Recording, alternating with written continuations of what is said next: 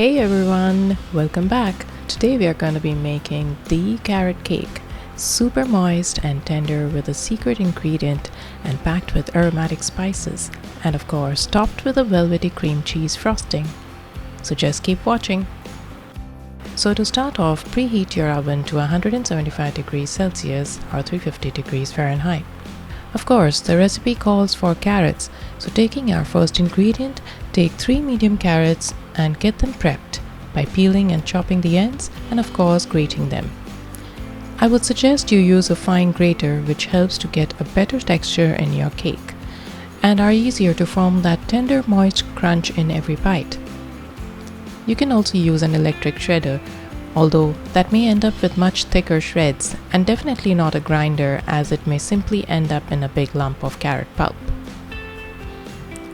So the 1 cup of shredded carrot would ideally weigh about 130 grams. Next up, we will take all the dry ingredients in a bowl and sieve it through, starting with 1.5 cup of all-purpose flour, to which we'll be adding the spices, that's the cinnamon and nutmeg. Along with that, we'll be adding the baking powder, baking soda, and salt.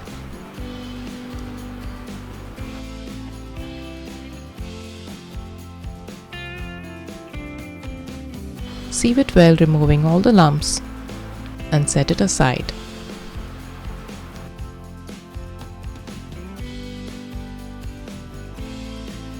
Now let us go ahead with all the wet ingredients in a large mixing bowl, starting with a non-flavored oil, to which we'll be adding the sugar. You can add caster sugar or brown sugar. I'm using jaggery powder. This simply makes it a healthier option in contrast to all the sugar that we're going to be adding in the frosting. Now the secret ingredient, that's the applesauce. It adds acidity and moisture and is a great alternative for eggs in keeping the cake moist even after refrigeration. The recipe for this can be found in the link above your screen or in the description box below. Also add in the vanilla extract, and if you happen to be using vanilla essence, you'll need 1.5 teaspoons. Go ahead and whisk it well enough until the sugar is well incorporated. Finally, adding in our last wet ingredient, that is 1/2 cup of milk. If you wish to make it vegan, you can surely add almond milk instead. Whisk it well once again for about 2 minutes, as the oil in your cake will make it weigh down. So make sure not to skip this step. Now, it is time to bring it all together. Start by adding the dry ingredients, but make sure to add it in batches. Using the hand whisk, but holding it upright like an electric beater, we will whisk it starting from the center and gradually moving outward and mixing all the flour.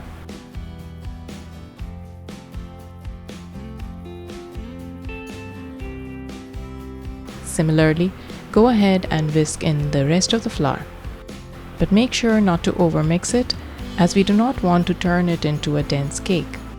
The quantity of sugar I've taken is lesser than usual, as the sweetness from the carrots and not forgetting the applesauce will help bring out the right consistency.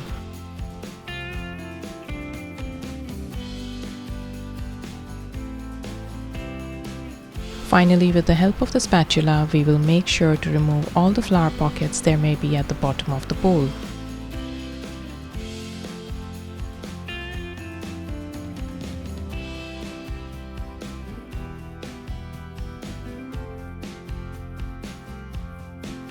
Lastly, adding in the carrots and mixing it gently to get it evenly distributed through the batter. At this point, you can even add in any nuts or raisins of your choice.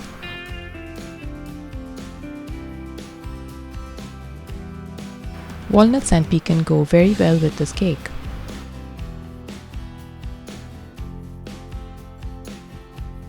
Today, I'll be using a casserole to bake this cake. It needs to be greased on all sides and lined with the parchment paper on the bottom to help release the cake easily.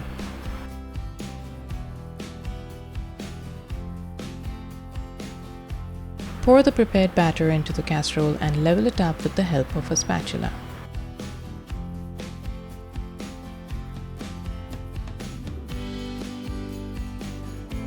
Tap it a couple of times to remove any air pockets that may be trapped, and bake it in a preheated oven for about 35 to 40 minutes, or until a skewer inserted comes out clean. After about 10 minutes, you can now run a knife along the sides of the dish and overturn the cake on a wire rack.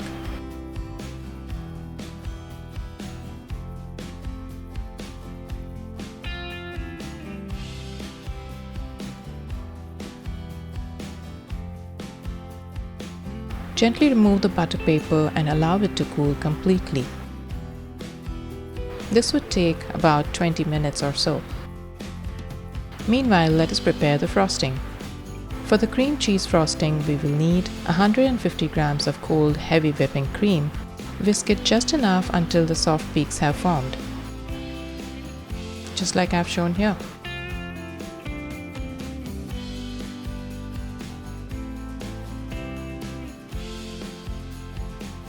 Now in a separate bowl, we will take 100 grams of cold cream cheese and whisk it to get it to a creamy consistency.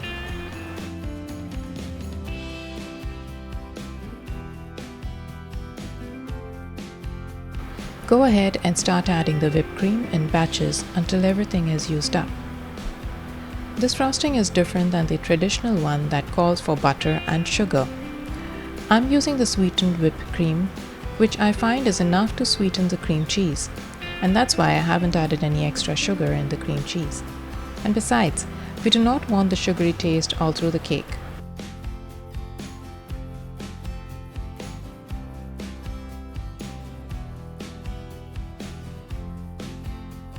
And that's the perfect consistency that we're looking for. Once the cake has cooled down completely, we can go ahead and frost it. Don't stress on how we're going to have to frost it. Just go ahead and give it a good thick layer and spread it away. Have fun!